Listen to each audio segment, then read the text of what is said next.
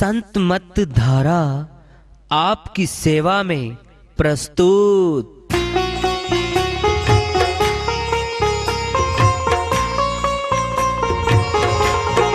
जो चाहता है प्रभु प्यारा वो आओ संत मत धारा, भक्ति भेद बता कर सारा वो कर दे भव के पारा। जो चाहता है प्रभु प्यारा वो आओ संत मत धारा, भक्ति भेद बता कर सारा वो कर दे भव के पारा। जो चाहता है प्रभु प्यारा।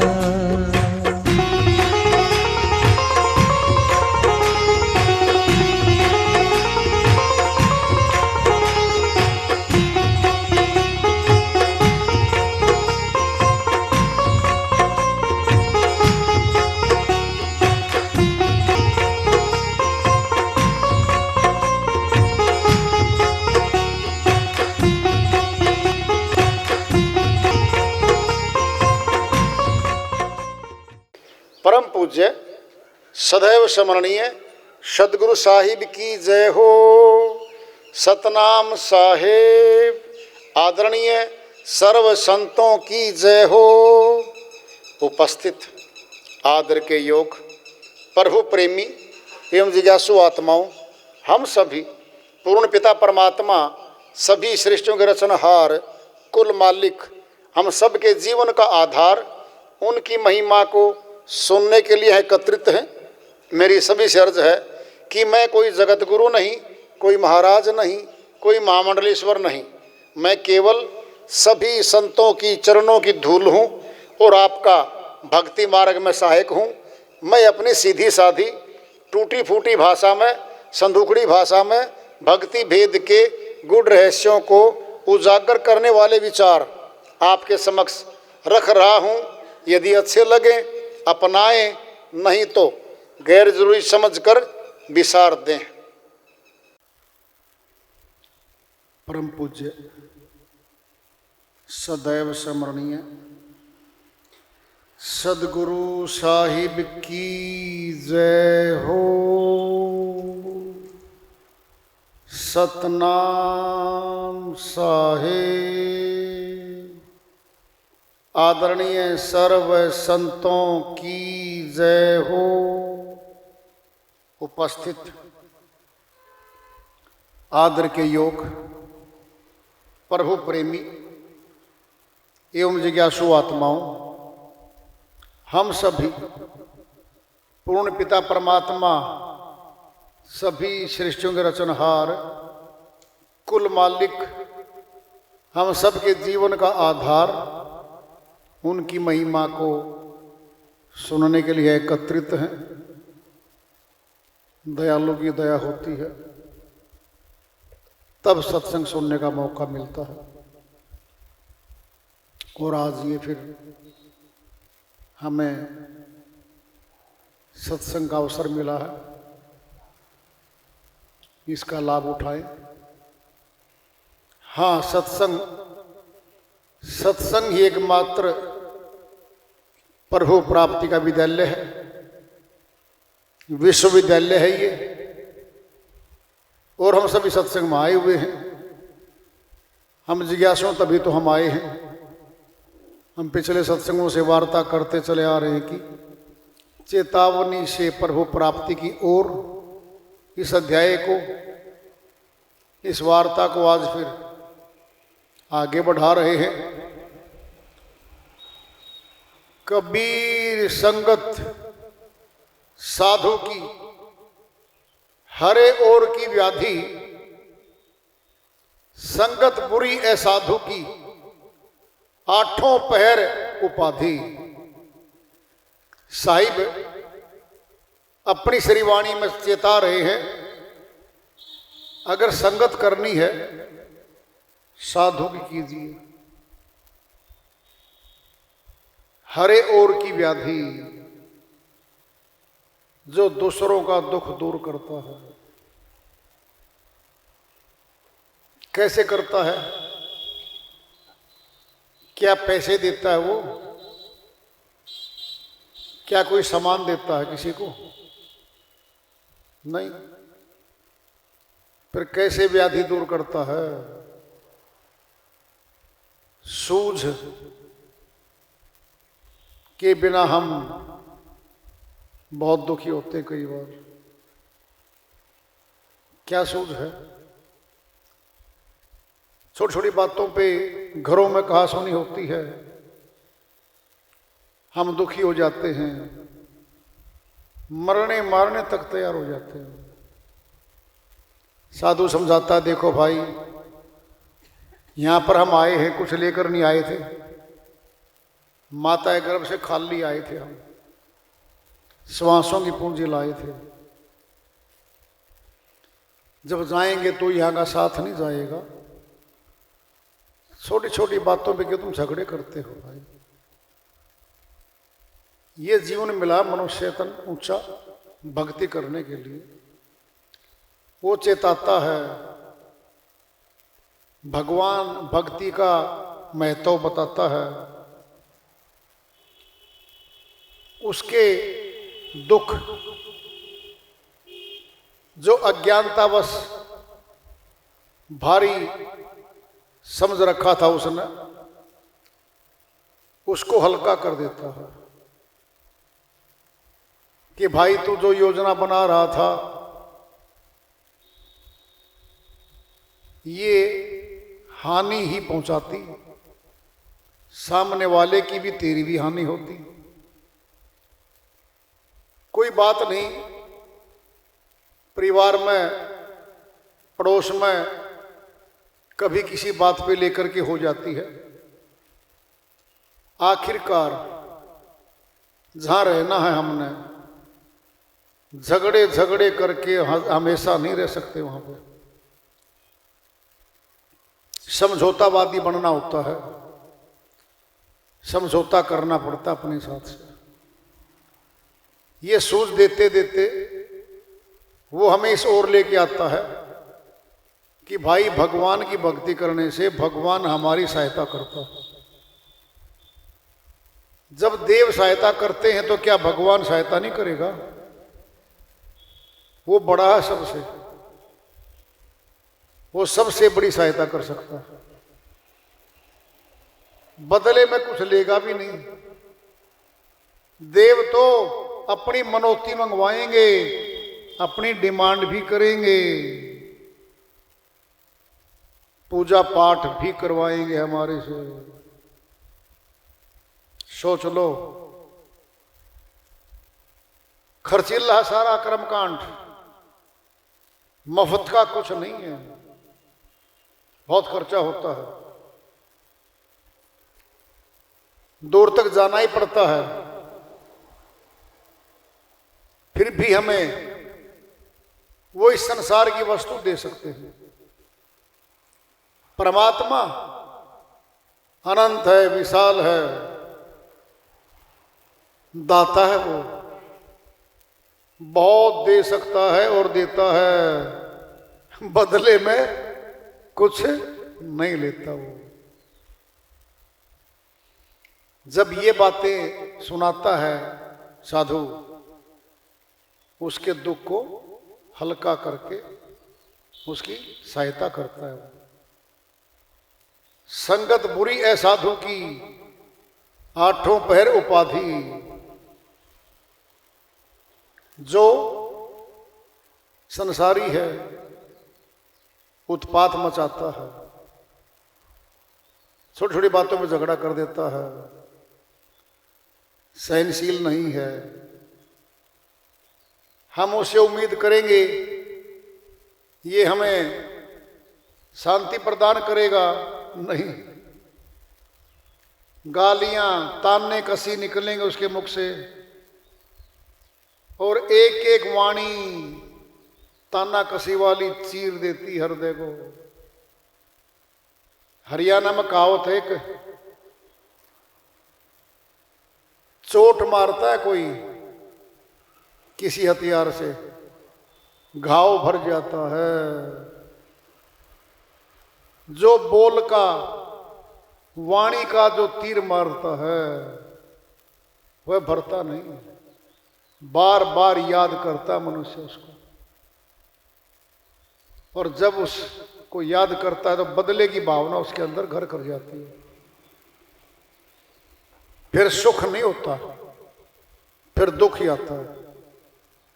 संतों ने कहा है, साधुओं की, साहिब ने कहा कि साधु की संगत कर भाई, साहिब याद आएंगे। देखो कैसे, दृष्टांत पिंड में ले लो। पहले तो एक दृष्टांत ले लो।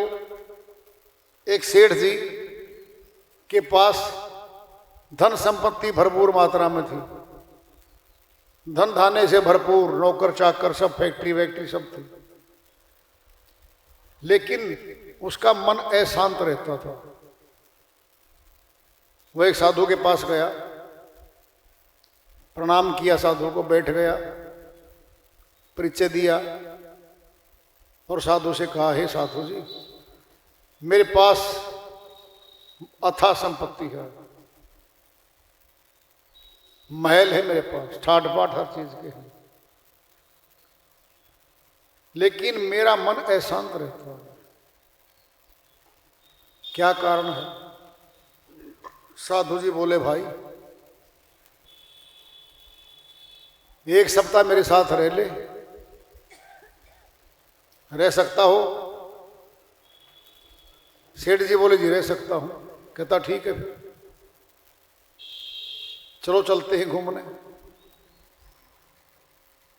चलते चलते सेठ जी को कांटा लग गया, बहुत दर्द हुआ। अब कांटा अंदर है और दर्द बहुत हो रहा है। साधु जी बोले, हे सेठ जी, जब तक कांटा अंदर रहेगा दर्द बहुत बढ़ता रहेगा। कठोर हृदय करके ताकत से इस कांटे को खींच के बाहर निकाल दो।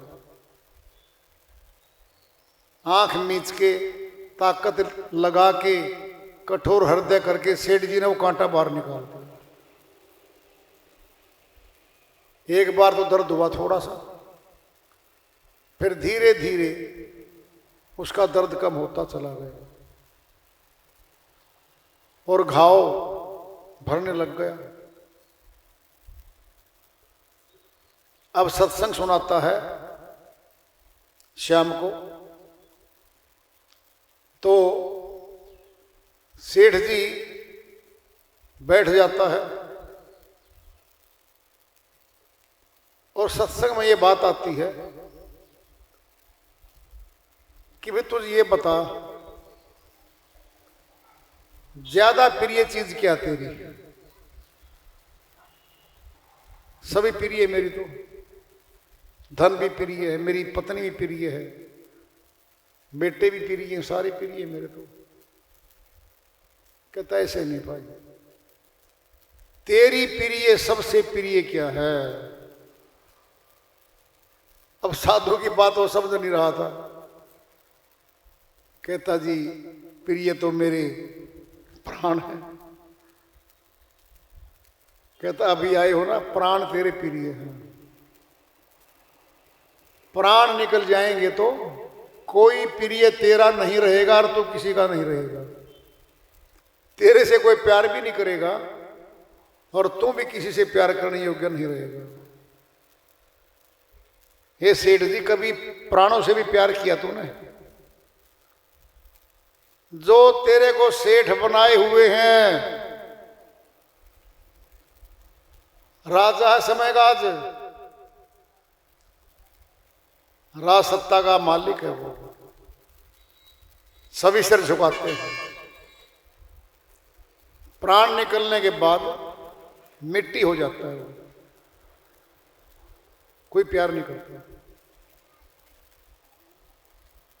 हे सेठ जी, तूने दूसरों से प्यार करते करते अधूरे प्यार थे वो, तो मैं सुख ढूंढ रहा था, वहां सुख था ही नहीं, तो अपने से प्यार करना छोड़ गया। अरे अपने प्राणों से प्यार कर ले पहले तो,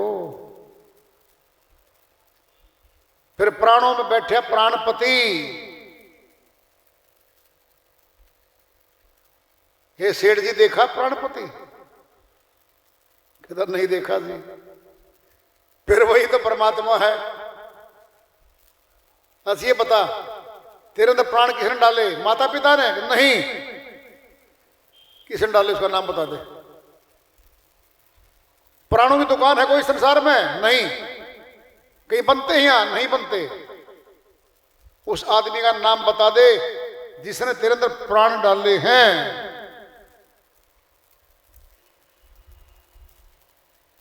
इसका अर्थ क्या है? अगर मनुष्य प्राण डालता होता तो प्राणों की फैक्ट्री लगाई पाता है और प्राणों को बेचता होता, व्यापारी बनता। ये तो इसका अर्थ क्या है कि प्राण मनुष्य ने नहीं बनाए, नहीं बना सकता।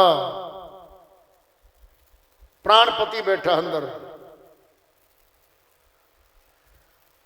उससे मिल ले। साधु जी बोले भाई सनातनी हो आप तो? हाँ जी सनातनी हूं मैं तो। सनातन में एक आरती आती है, ओम जय जगदीश हरे, स्वामी जय जगदीश हरे। ये तो मुखड़ा है। आगे अंतरा आता है इसमें, आगे उसमें वाणी आती है, तुम हो एक अगोचर सबके प्राणपति। परमात्मा के निमित्त बोल रहा है, विनती करने वाला वो बोल रहा है। तुम हो एक अगोचर सबके प्राणपति, किस विधि मिलूं दया में तुमको मैं कुमति। सोचो देखो, गोचर मैंने इंद्रियां, 5 कर्मेंद्री 5 ज्ञानेंद्री। कौन सी है वो इंद्रियां? 5 कर्मेंद्री 5 ज्ञानेंद्री शरीर के लगी हुई है हमारे, सारा काम यही करती है हमारा। इन 10 इंद्रियों के द्वारा परमात्मा की प्राप्ति नहीं होती कभी। अगोचर हो सबके प्राणपति। हे सेठ जी तेरी बात नहीं हो रही अकेले, सबके प्राणपति, सबका प्राणपति हो तो बोलो। फिर प्राणपति कहां मिलेगा सेठ जी बता दे। क्या तेरी फैक्ट्री में है? नहीं। घर में कोठी में नहीं है, तेरे भीतर ही तो है। प्राणपति को छोड़ के करे और का जाप, वेश्या घर पुत्र हुआ किसे कहेगा बाप। साहिब की अलग से श्रीवाणी है। प्राणपति को छोड़ के, इसको तो छोड़ दिया, करे और का जाप, किसी और की पूजा पाठ लग गया करने। अरे प्राणपति भीतर बैठा है, तेरा जीवन है, जिसके जीवन से, तेरे जीवन से तू पत्नी का पति कहलाता है, पुत्रों का तो पिता भी कहलाता है, मां बाप का तो पुत्र भी है। किसके कारण है? प्राणों के कारण। प्राणपति को छोड़ के करे और का जाप, वैसे अगर पुत्र हुआ किसे कहेगा बाप। एक के निमित्त बात है ये। फिर प्राणपति तो प्राणों में मिलेगा। सनातन की आरती है, हमने तो बनाई नहीं भाई, ये तो बनी बनाई आ रखी है। इसको समझ लो।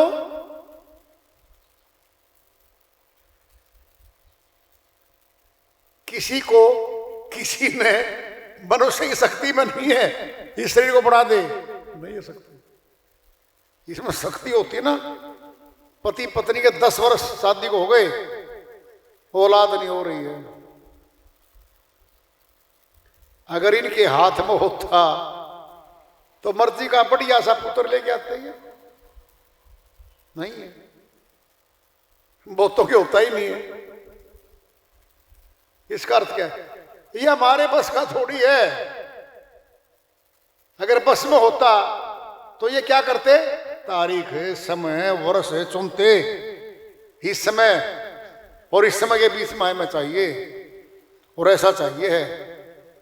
इनकी तो सारी चॉइस चलती फिर मनुष्य की तो नहीं है इसके बस का। ये सनातन की आरती है।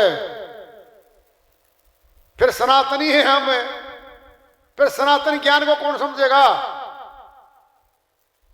बताओ, सुनार है कोई, सोने की दुकान पर काम करता है, फिर सोने की जांच पड़ताल परख कौन करेगा? लोहार थोड़ी करेगा। कौन करेगा? सुनार ही तो करेगा। और उसको परख है ही नहीं, फिर सुनार नहीं है वो। लिख रहा दुकान के आगे, फला व्यक्ति सुनार की दुकान है ये।